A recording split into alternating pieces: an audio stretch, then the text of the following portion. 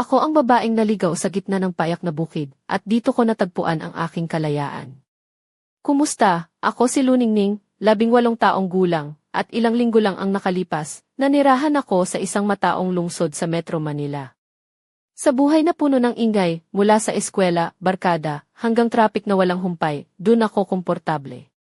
Ngunit bigla ang nagbago ang lahat nang magpasya ang aking mga magulang na lumipat kami sa isang malayong baryo sa Laguna, sa isang lumang bukirin na tila hindi nakakaabot ang panahon. Nangyari ito nang tanggapin ng tatay ko ang alok na trabaho bilang tagapangasiwa sa isang malaki at lumang hasyenda sa bayan ng Liliw. Si nanay naman, na matagal nang nangangarap ng tahimik na buhay sa probinsya, ay natuwa nang makita ang pagkakataon. Ako naman, akala ko ay katapusan na ng lahat ng kilala kong mundo. Sa una, halos walang nangyari sa mga araw ko, makulimlim, walang laman, at mahina ang signal ng internet na hindi sapat para sa mga tawag o chat. Unti-unting nawala ang mga text mula sa mga kaibigan ko sa lungsod. Ang cellphone ko ay naging pasanin lang sa bulsa ng aking maong. Sa mga sandaling ito, nililibot ko ang tahimik na bahay o nakaupo lang sa harap ng malawak na taniman, pinagmamasdan ang mga palayan na tila walang katapusan. Isang hapon, habang naglalakad ako sa likod ng bahay, may napansin akong kakaiba sa malawak na damuhan sa dulo ng bukid. Doon, nakatayo ang isang kabayo, isang napakagandang alagang tumatanggap ng huling sikat ng araw. Ang kanyang balahibo ay kulay tsokolate na kumikislap sa liwanag, na para bang hinabi mula sa pinakamasarap na karamel.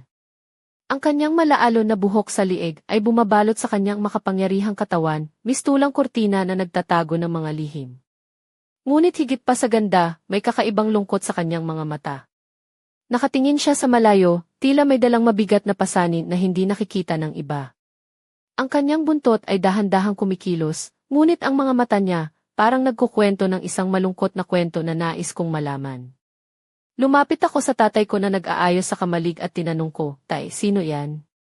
Tumingin siya sa kabila at pinunasan ang kanyang mga kamay sa lumang tela. "Siya si Bagwis," sabi niya. "Isa sa mga pinakamagaling naming kabayo noon. Pero matigas ang ulo niya, hindi basta-basta lumalapit sa tao. Parang bagyong nagmumula sa loob kapag nilalapitan mo siya." "Anong nangyari sa kanya?" dagdag ko, habang lumalaki ang aking kuryosidad. "Matagal na," sagot ng tatay ko. "Dati siyang panalo sa mga karera, mabilis at malakas, pero maging matindi rin ang kanyang ugali. Isang araw, nahulog ang huling sumubok sumakay sa kanya. Nasaktan siya ng bahagya at simula noon, di na siya nagtitiwala sa tao. Kaya siya palaging nag-iisa." Habang nagbabalik siya sa trabaho, nanatili sa isip ko ang sinabi niya, hindi na nagtitiwala. Ganito rin ako naramdaman mula nang dumating kami dito, parang estranghero sa sariling tahanan, hiwalay sa lahat. Hindi ko alam noon na sa simpleng pagkakita kay Bagwis, matutuklasan ko rin ang kwento ng sarili kong pagkakahiwalay at unti-unting paghilom. Sa isang malamyos na umaga sa bayan ng Liliw, habang ang simoy ng hangin ay maihalong bango ng bagong bukang liwayway, nagsimula ang isang kakaibang araw sa buhay ko. Matapos ang mahabang panahon ng pagkabagot at pag-iisa, may nangyari na nagbukas ng isang pinto sa bagong mundo na hindi ko inaasahan. Pagkatapos ng almusal, habang abala si nanay sa paghahanda ng mga gawain sa bahay, naglakad ako papunta sa bakuran. Dala-dala ko ang isang maliit na upuan na gawa sa kahoy, na madalas kong ginagamit kapag gusto kong magmuni-muni sa tabi ng bakod. Doon, sa gilid ng malawak na pastulan, palaging nakikita ko si Bagwis, ang matigas ang ulo kong kabayo, na tila walang pakialam sa aking pagdating. Naglakad ako ng dahan-dahan, sinisikap na hindi siya matakot o mabahala sa presensya ko. Hindi ko pa rin alam kung paano makikipag-ugnayan sa isang hayop na matagal nang nagtatago sa mundo ng tao. Ngunit sa kabila ng takot at pagdududa, may isang kakaibang lakas na nagtutulak sa akin upang subukan. Paglapit ko sa bakod, napansin kong tiningnan niya ako ng matagal. Ang mga mata ni Bagwis ay hindi puno ng galit o takot, kundi maihalong pag-aalinlangan at pagtatanong. Isang kakaibang tensyon ang nadama ko, parang mailihim siyang gustong sabihin, ngunit hindi niya magawang ipahayag. "Hi, Bagwis," mahina kong bumulong, na para bang nag-uusap kami sa isang mundo na tanging kami lang ang nakakaintindi.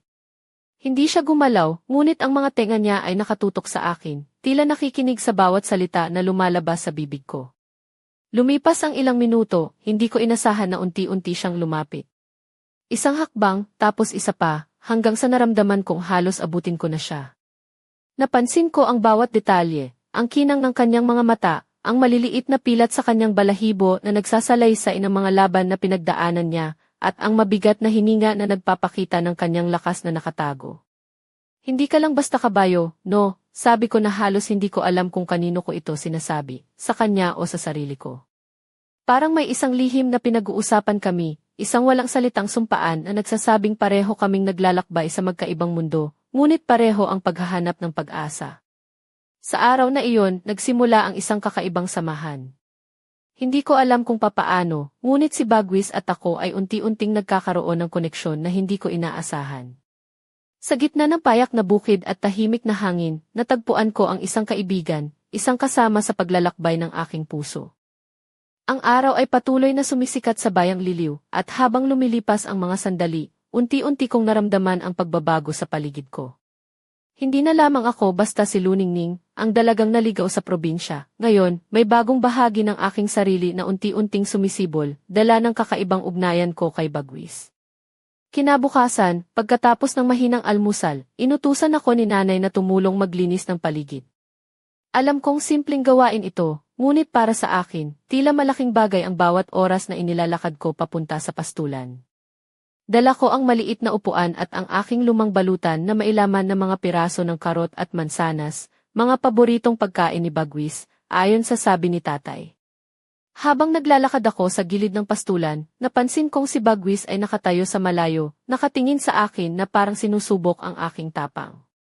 Hindi ko ito pinansin, dahan-dahan akong lumapit, sinubukang huwag magpakita ng takot. Napalapit ako ng kaunti at muli nagtagpo ang aming mga mata, isang mahaba at tahimik na komunikasyon na wala ng salita. Alam kong matigas ang ulo mo, bulong ko sa kanya, pero siguro, katulad ko, gusto mo lang ng kaunting pangunawa. Hindi siya gumalaw, ngunit ang kanyang mga tainga ay lumingon sa akin, isang maliit na senyales ng pagtanggap. Sa mga susunod na araw, naging ritual ko ang pagpunta sa pastulan. Hindi ko kailangang magsalita ng malakas o gumawa ng anumang bagay. Minsan, nakaupo lang ako sa tabi ng bakod at pinapanood siyang kumain o maglakad. Minsan, nagdadala ako ng mga pagkain at unti-unti, lumalapit siya, kahit nasa maliit na distansya lamang. Napagtanto ko na si Bagwis ay hindi lang basta isang kabayo na may ugali. Siya ay isang nilalang na nagdadala ng kanyang sariling mga sugat, hindi lamang sa balat, kundi sa puso. Parang ako rin, may mga sugat na hindi nakikita ng iba, sugat na nagmumula sa pakiramdam na hindi kabilang o naunawaan. Isang gabi, habang nakaupo ako sa veranda ng bahay, pinagmamasdan ang malawak na taniman sa ilalim ng buwan, naisip ko kung gaano kalawak ang mundo, pero gaano tayo nag-iisa sa kabila ng lahat. Naalala ko ang mga araw sa lungsod, ang mga tawanan, ang mga kaibigan na unti-unting nawawala sa aking buhay. Ang mga text na hindi na dumarating, ang mga tawag na hindi na sinasagot. Sa kabila ng lahat, sa tahimik na bukid na ito, may isang nilalang na tila nakakaintindi sa akin ng higit sa mga tao. Si Bagwis, ang matigas ang ulo at malungkot na kabayo, ay naging salamin ng aking kaluluwa. Sa kanya ko nasimulang makita ang kahulugan ng pagtitiwala at pag-asa, mga bagay na akala ko ay nawala na sa akin.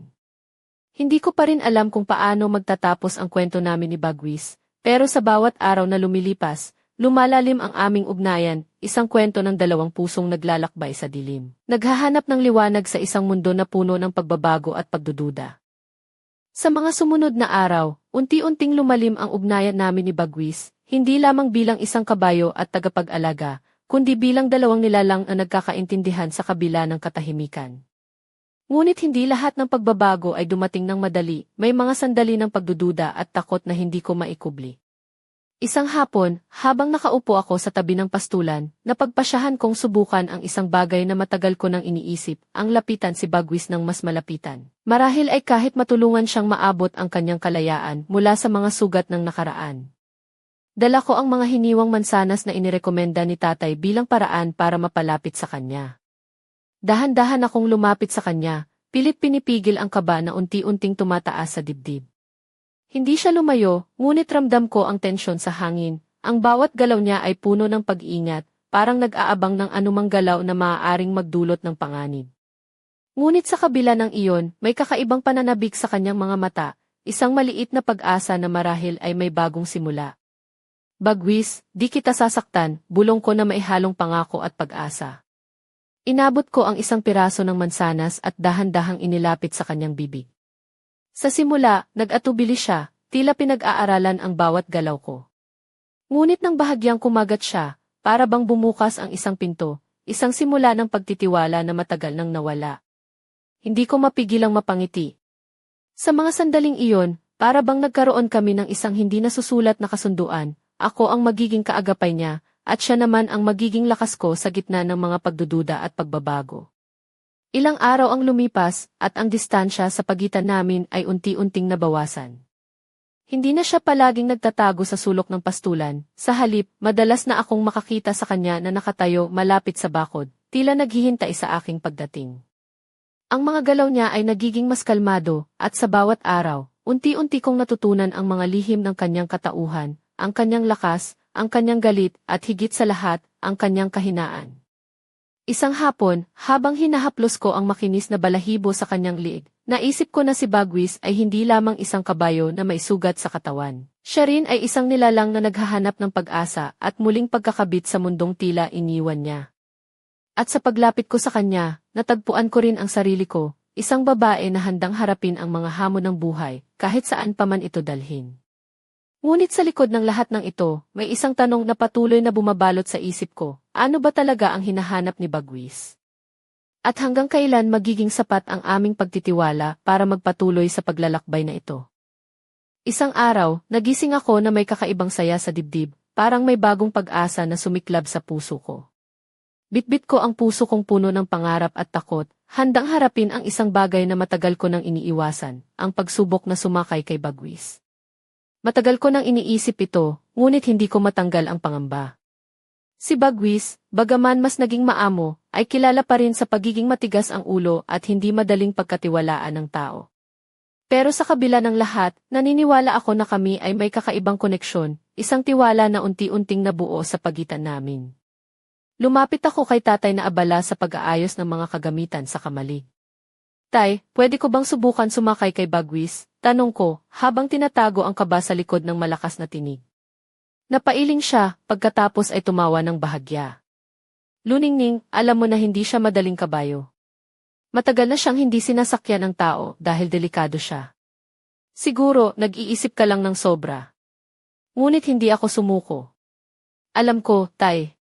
Pero naniniwala ako na may tiwala siya sa akin. Hindi niya basta-basta pinapapasok ang tao sa mundo niya. Gusto kong subukan. Hindi ako magpapahamak. Matapos ang matagal na pag-iisip, tumango si tatay. Sige, pero mag-iingat ka. Siya ay unpredictable pa rin. Puno ng kaba at excitement, pumunta ako sa pastulan. Nakita ko si Bagwis na nakatayo, tila naghihintay. Nilapitan ko siya ng dahan-dahan, inilagay ang kamay ko sa kanyang malambot na balahibo, at pagkatapos ay inabot ko ang upuang pangsakay na dala ko. Habang inaayos ko ang sinturo ng selang, ramdam ko ang mabilis na tibok ng puso ko.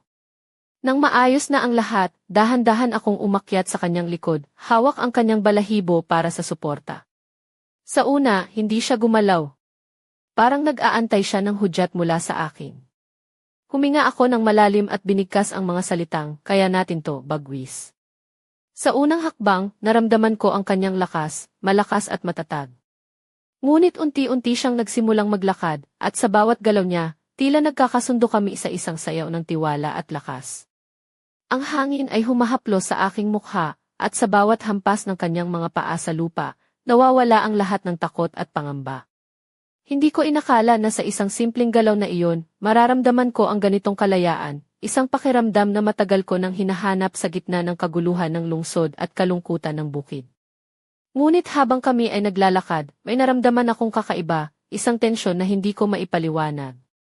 Para bang may isang bagay na nakaabang sa aming paglalakbay, isang lihim na handang sumabog sa tamang panahon. At sa mga sandaling iyon, naisip ko, hindi pa nagtatapos ang kwento namin ni Bagwis. Bagkus, ito pa lang ang simula ng isang masalimuot na paglalakbay na puno ng pagsubok at pagtuklas. Hindi ko lubos maisip na nangyari ang lahat ng iyon, ang pagsakay kay Bagwis, ang pagtanggap niya sa akin bilang isang kasama sa kanyang mundo. Ngunit habang bumabalik ako sa bahay, may matinding pagkalito at takot na bumabalot sa puso ko. Paano kung nagkamali ako? Ano kung hindi siya tunay na nagtitiwala sa akin, at ang lahat ng ito ay isang panandaliang ilusyon lamang? Habang naglalakad ako pauwi, paulit-ulit sa isip ko ang mga sinabi ni tatay, siya ay unpredictable pa rin. Ang salitang iyon ang bumabalik-balik sa aking isipan, na para bang babala na hindi ko dapat baliwalain. Hindi ko maalis ang pakiramdam na may mga bagay na hindi ko pa naunawaan tungkol kay Bagwis, at baka ang aking tapang ay magdulot lamang ng kapahamakan. Naalala ko rin ang mga araw na nagdaan, ang mga sandaling siya ay tahimik at malungkot, ang kanyang mga mata na puno ng lungkot na parang nagdadala ng mabigat na pasanin. Paano kung ang pagiging matigas niyang ulo ay tanda ng mga sugat na hindi ko pa nakikita? At paano kung ang pagtitiwala na naramdaman ko ay hindi sapat upang tuluyang mapawi ang mga sugat na iyon? Sa kabila ng lahat, hindi ko maikaila ang saya at lakas na nadama ko habang nakasakay sa kanya. Para bang sa bawat galaw niya, unti-unti akong pinapalaya mula sa mga tanikala ng aking sariling takot at pag-aalinlangan. Ngunit ang tanong pa rin ay nananatili, hanggang kailan tatagal ang tiwalang ito? At paano kung isang araw, muling masira ang aming pagkakaunawaan? Habang nagmumuni-muni ako sa veranda, pinagmamasdan ang mga bituin na dahan-dahang sumisilip sa madilim na kalangitan, naramdaman kong ako ay nasa isang mahirap na pagitan, ang pag-asa at pagdududa, ang tapang at takot. Hindi ko pa alam kung paano haharapin ang mga susunod na hakbang, pero isang bagay ang sigurado ako. Si Bagwis ay hindi lamang isang kabayo. Siya ay salamin ng aking sariling kaluluwa, at ang aming kwento ay mas malalim kaysa sa aking inaakala. Sa gabing iyon, habang pinapakinggan ang malamig na hangin na dumadampi sa mga dahon, naisip ko na ang tunay na pagsubok ay hindi lang sa pagsakay o pagtitiwala, kundi sa pagtanggap sa lahat ng bahagi ng isang nilalang, kabilang ang mga sugat, takot at lihim na dala nito. At sa puso ko, may isang maliit na apoy na patuloy na naglalagablab, isang apoy ng pag-asa na sa kabila ng lahat, kami ni Bagwis ay magtatagumpay sa aming paglalakbay, kahit na hindi ko pa alam kung paano. Isang gabi, habang tahimik ang buong hasyenda at ang buwan ay nagliliwanag sa kalangitan, isang bagay ang biglang nagbago sa aming buhay ni Bagwis, isang pangyayaring hindi ko inasahan na mangyayari, at magpapabago sa takbo ng aming kwento ng tuluyan. Habang nagpapahinga ako sa tabi ng pastulan, inilalagay ko ang kamay ko sa balahibo ni Bagwis, ramdam ang kanyang init at tibay. Bigla, may narinig akong mga yabag mula sa malapit na kagubatan. Ang hangin ay napasikip, ang mga dahon ay kumakaluskos sa kakaibang lakas, at si Bagwis ay biglang nagulat, tumayo ng matalim ang mga mata at nakatingin sa madilim na gilid ng pastulan. Hindi ko maintindihan kung ano ang nangyayari, pero naramdaman ko ang isang kakaibang takot na bumalot sa akin, isang tila nagbabadya ng panganib. Maya-maya, may mga anino na unti-unting lumalabas mula sa kadiliman, mga tao na hindi ko kilala, nakasuot ng mga damit na halos magkalat ang putik at may daladalang mga kagamitan na hindi pangkaraniwan sa baryo. Luningning, lumayo ka, sigaw ng tatay ko mula sa malayo habang mabilis siyang dumadating. Ngunit bago ko pa siya marating, isa sa mga aninong iyon ay napalapit kay Bagwis, at agad itong nagpakita ng matinding galit, parang gusto niyang buhaying-buhay kainin ang kabayo. Hindi ko maintindihan kung bakit ganoon ang reaksyon ni Bagwis. Hindi siya kailanman nagpakita ng ganitong takot o galit sa mga tao bukod lang sa mga pamilyar sa kanya. Ngunit sa gabing iyon, nagbago ang lahat. Ang kanyang mga mata ay nagningning ng kakaibang liwanag, at ang kanyang katawan ay nagpakita ng lakas na higit pa sa dati.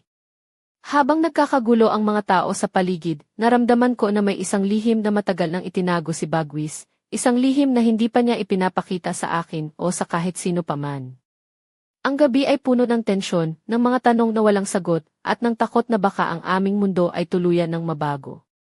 Hindi ko alam kung ano ang kahihinatnan ng pangyayaring iyon, ngunit isang bagay ang sigurado ako, ang buhay ko at ni Bagwis ay hindi na magiging pareho.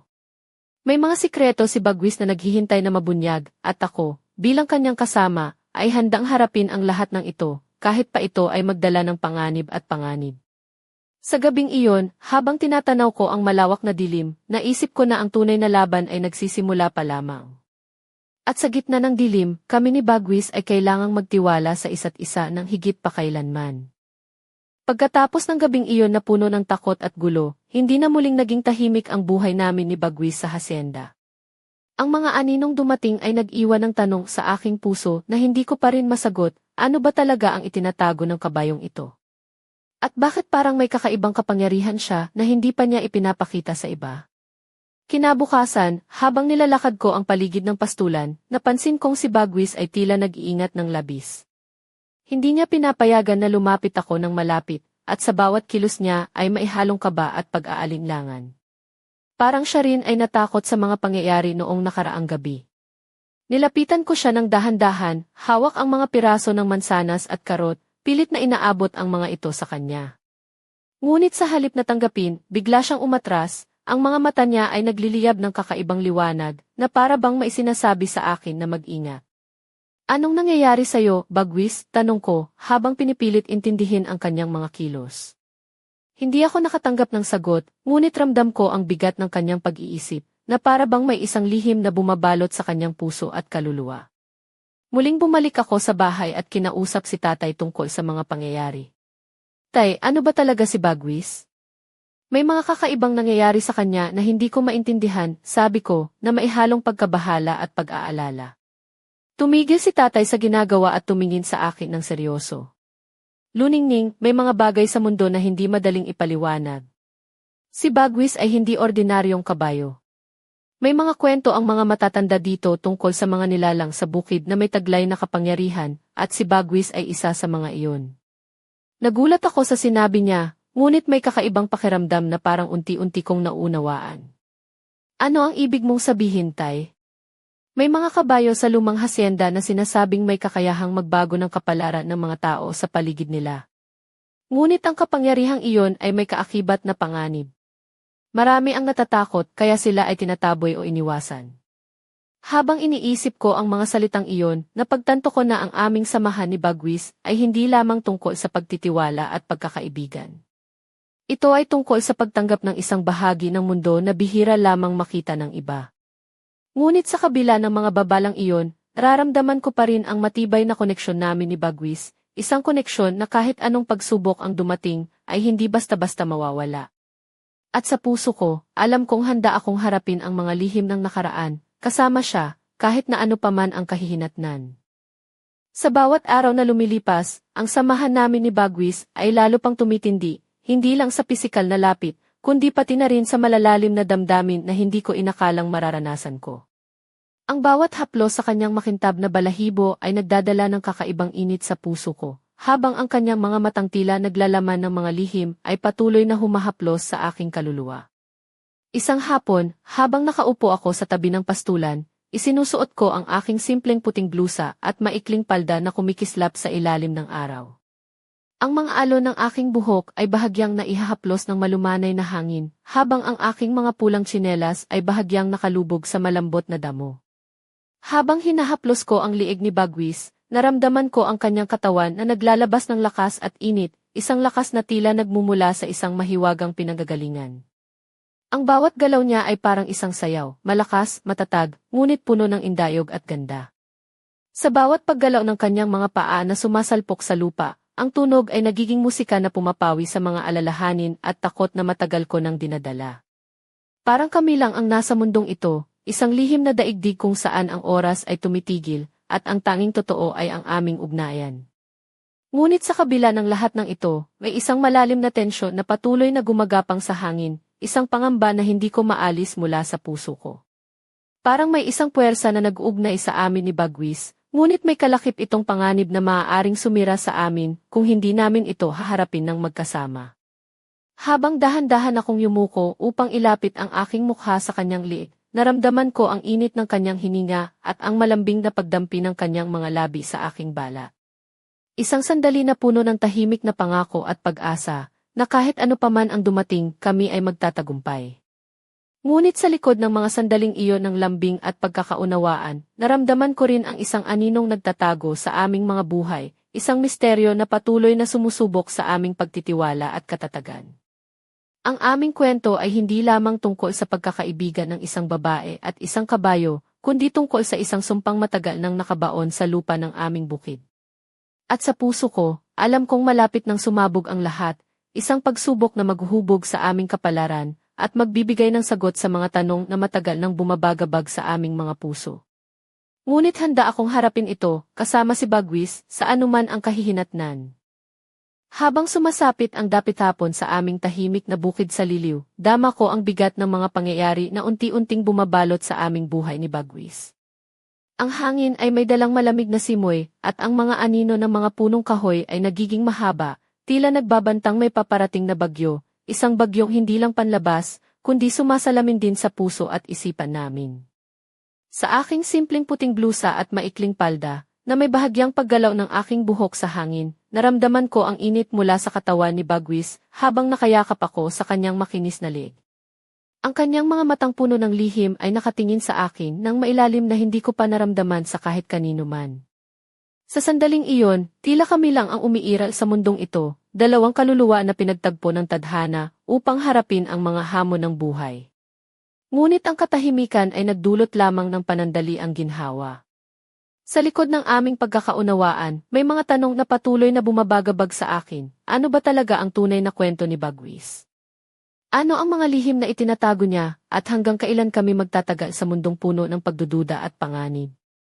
Habang dahan-dahan akong yumuko upang hipuin ang kanyang balahibo, naramdaman ko ang kanyang hininga na dahan-dahang humahaplos sa aking balat, isang pag-alaala na kahit gaano man kalalim ang mga sugat, may lakas at pag-asa pa rin na nagmumula sa pagtitiwala. Ngunit bago ko tuluyang maramdaman ang kapayapaan, isang malakas na ingay ang yumanig sa paligid, isang sigaw mula sa malayo, isang yabag na parang nagbabala ng paparating na unos. Ang puso ko ay tumibok ng mabilis at naramdaman ko ang malamig na pawis sa aking palad. Sa likod ng bawat hininga ni Bagwis, sa bawat titig ng kanyang mga mata, alam kong may isang lihim na kailangang tuklasin, isang misteryo na maaaring magbukas ng pinto sa aming kinabukasan o magdala ng malalim na sugat. At sa gitna ng lahat ng ito, nanatili ang isang tanong na hindi ko matugunan, handang-handa ba ako harapin ang lahat ng ito, kasama si Bagwis, kahit pa ito ay magdala ng panganib, pagdurusa, at isang kwento na mas malalim kaysa sa anumang inaasahan? Ang aming paglalakbay ay hindi pa tapos. Ito ay isang kwento ng pagtitiwala, lakas, at pag-ibig na sumisiklab sa gitna ng dilim. At sa bawat hakbang na aming tatahakin, alam kong may isang misteryo na naghihintay na mabunyag, isang lihim na magbabago ng lahat. Sana ay handa kayong samahan kami sa susunod na kabanata ng aming buhay, kung saan ilalantad namin ang mga sikreto ng nakaraan at haharapin ang mga hamon ng bukas. Dahil ang kwento namin ni Bagwis ay hindi lamang tungkol sa isang kabayo at isang babae, ito ay tungkol sa isang paglalakbay patungo sa tunay na kalayaan.